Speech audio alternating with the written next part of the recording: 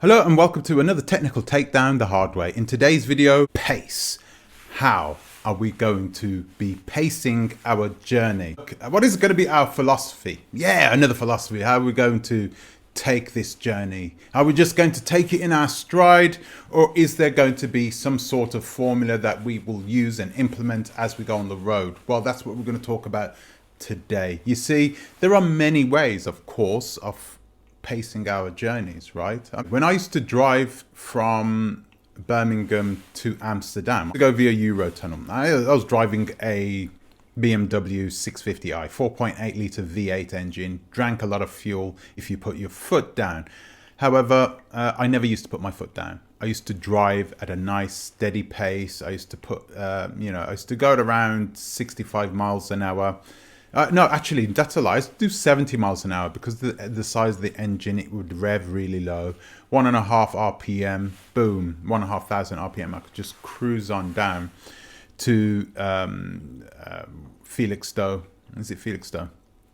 Wherever the Eurotunnel starts anyway. And then I used to get onto the other side and do the same thing up.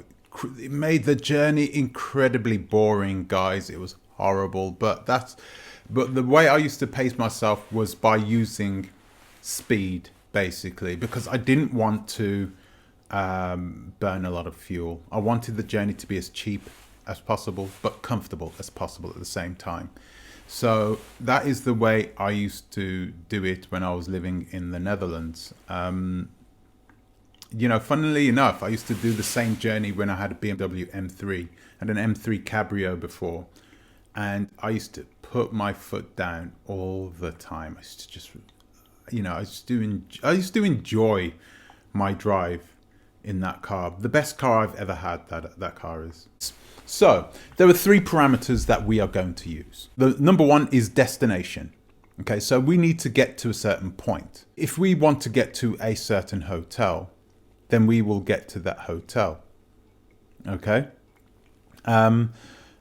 It doesn't matter. Well, we're going to try and make sure that we use this instance, this parameter. Let's say if let's say we've just got off the ferry in Tangier and we are trying to get to, a couple of 100 kilometers down the road to a certain hotel. We would need to check and make sure that the time in which we are leaving is a good time, from the get-go. So when we land in Morocco, we have a lot of daylight because we're not going to be traveling during the nighttime, okay, at all.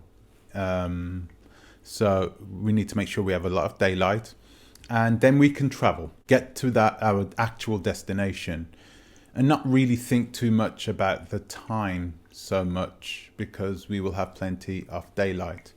Not having daylight in a country like Morocco perhaps is not that much of a problem, but let's say a country like the Ivory Coast, then it can be more of a problem. So destination will be used in places where we actually need it.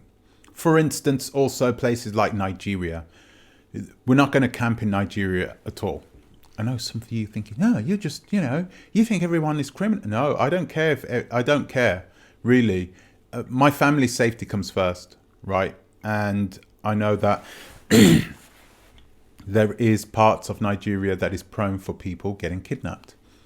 We're not going to drive in the middle of the dark in those places, clearly. We're going to drive those places where we know security is going to be tight and there is going to be lots of other people around as well.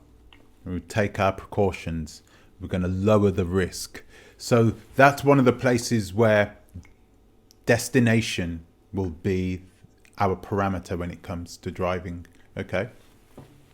Time. I think we're going to generally use the parameter time. Okay, because I think that we are going to be driving and, deep down, we're going to have this want and desire to get to South Africa, but we can't think that way. It's literally baby steps all the way down to Cape Town. So I think that I think that getting on the road and just making sure that we first enjoy the journey. This is paramount. It's important that we have good morale in the vehicle, that everyone's shipshape and ready. So I want to use our mornings. So if I say, okay, then let's use our mornings. Iris needs to work because Iris is going to be working. So we're going to be in a place that's also destination as well, because sometimes we're going to need Wi-Fi, or 4G cellular. So if we need internet, then we will get to a place where we have 4G or 3G coverage, and we can get to work right there and then, or Wi-Fi if we're stopping in a hotel. So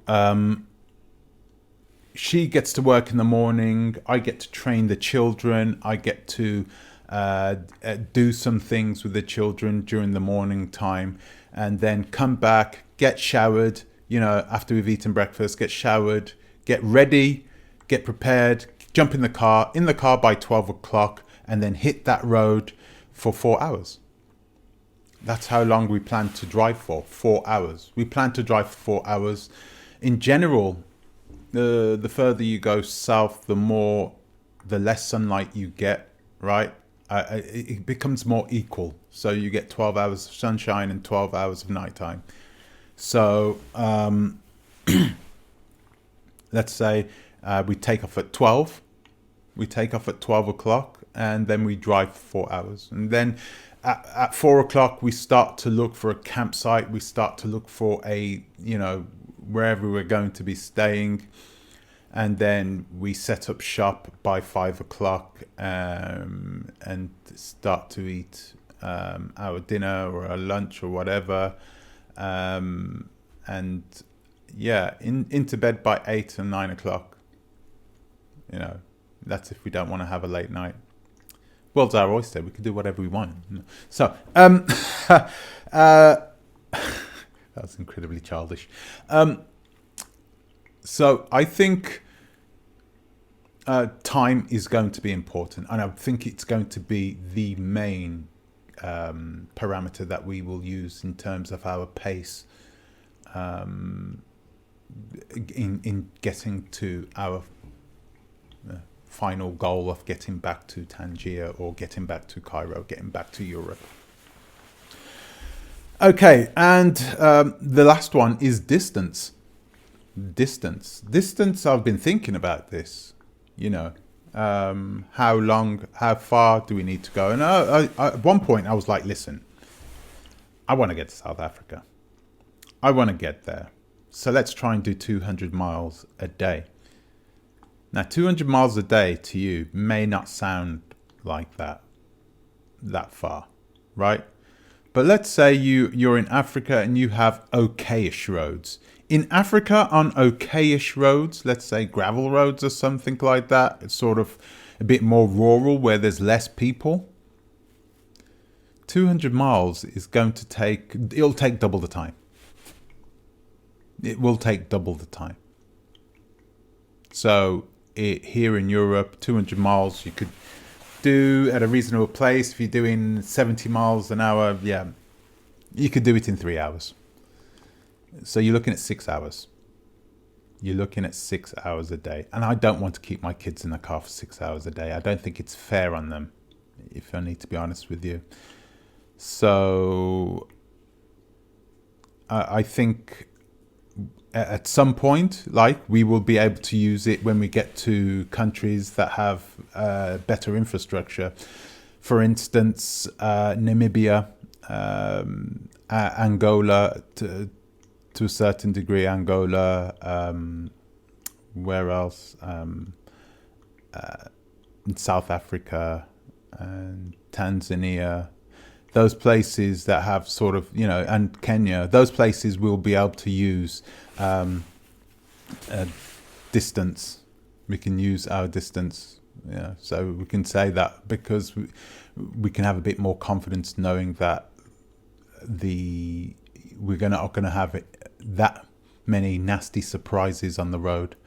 So I think that's going to be important. what also is going to be important is how we're going to use it. So it's not always going to be the case. You know, some countries are going to be able to use destination parameters, sometimes time, sometimes distance.